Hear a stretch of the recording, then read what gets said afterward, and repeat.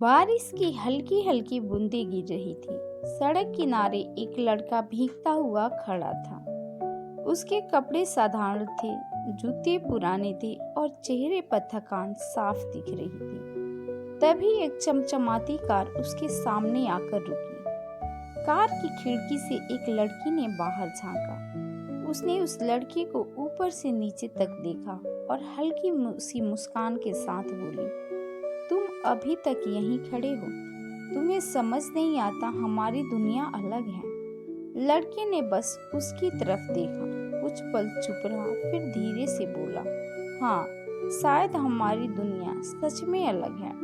और यही वो पल था जब उस लड़की ने उसे हमेशा के लिए छोड़ दिया। लेकिन उसे क्या पता था, जिस लड़के को वो गरीब समझकर छोड़ रही है, एक दिन वही लड़का करोड़ों का मालिक बनने वाला है। नमस्ते दोस्तों, आपका स्वागत है हमारे चैनल स्टोरी वर्ल्ड में। आज की कहानी एक ऐसे लड़के की है जो एक छोटे से किराए के कमरे में रहता था।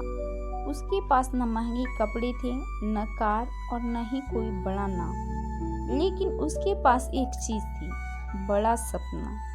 आरव दिन रात मेहनत करता था, कभी छोटे मोटे काम करता, कभी कंप्यूटर पर कुछ बनाता रहता। लोग अक्सर उसका मजाक उड़ाते, कंप्यूटर पर बैठकर क्या करोड़पति बनेगा। आरव बस मुस्कुरा देता।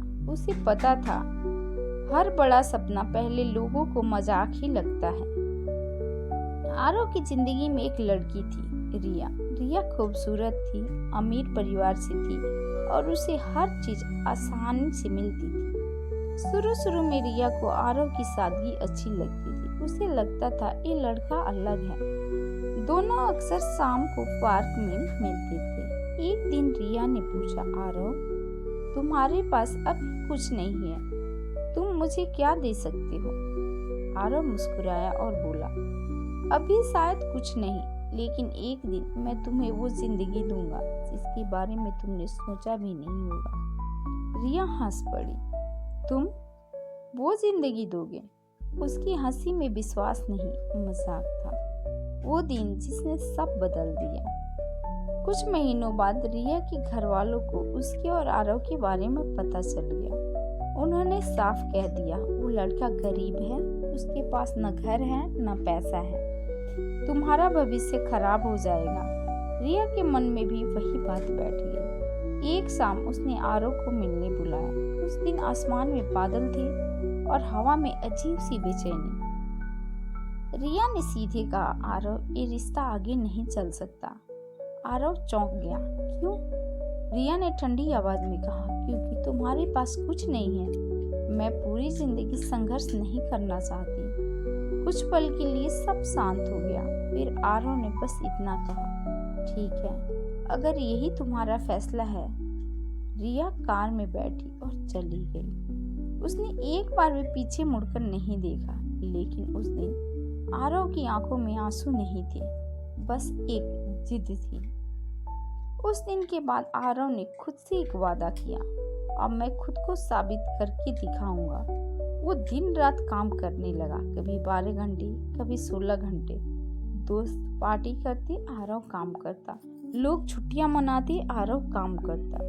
उसने एक छोटा सा ऑनलाइन प्रोजेक्ट शुरू किया। पहले महीने सिर्फ 500 रुपये कमाए। लोग हंसे, इतनी मेहनत करके 500 रुपये। लेकिन आरव नहीं रुका। धीरे धीरे उसका काम बढ़ने लगा। 500 रुपये 5000 बने, फिर 50,000 और कुछ साल बाद उसका वही छोटा सा प्रोजेक्ट एक बड़ी कंपनी बन गया। करीब 5 साल बाद एक बड़ी बिजनेस कॉन्फ्रेंस हो रही थी। शहर के बड़े बड़े लोग वहां आए थे। रिया भी वहां आई थी अपने पति के साथ। उसके पति एक बिजनेसमैन थे। रिया कॉन्फ्रेंस हॉल में बैठी थी। तभी मंच पर एक नाम अनाउंस हुआ। अब हम बुला रहे हैं उस युवा बिजनेसमैन को जिसने सिर्फ 5 साल में अपनी कंपनी को करोड़ों तक पहुंचाया है, मिस्टर आरव मेहरा। रिया का दिल जैसे एक पल के लिए रुक गया। वो धीरे धीरे मंच की तरफ देखने लगी और फिर उसने उसे देखा, वही आरव, लेकिन अब वो पहले जैसा नहीं था। सूट पहने हुए, आत्मविश्वास से भरा, और पूरे हॉल की नजरें उसी पर थी। तालियां गूंज रही थी। कॉन्फ्रेंस खत्म होने के बाद रिया ने हिम्मत करके आरव से मिलने का फैसला किया। वो उसके पास आई। हाय आरव। आरव ने उसकी तरफ देखा और हल्की मुस्कान दी। हाय रिया। रिया कुछ पल चुप रही, फिर बोली, तुम बहुत बदल गए हो। आरव ने शांत आवाज में कहा, हाँ, समय सबको बदल देता है। रिया की आंखों में हल्का पछतावा था। अगर उस दिन मैं तुम्हें नहीं छोड़ती तो शायद आज। आरव ने उसकी बात बीच में ही रोक दी। रिया, उस दिन तुमने मुझे नहीं छोड़ा था। तुमने बस मुझे वो वजह दी थी जिसकी मुझे जरूरत थी। रिया की आंखें झुक गई। उसे समझ आ गया था, जिस लड़के को उसने गरीब समझकर छोड़ा था वही आज करोड़पति बन चुका था। जिंदगी का सबसे बड़ा सच यही है, किसी इंसान की कीमत उसके आज से मत लगाओ, क्योंकि आज जो इंसान संघर्ष कर रहा है कल वही इंसान इतिहास भी बना सकता है।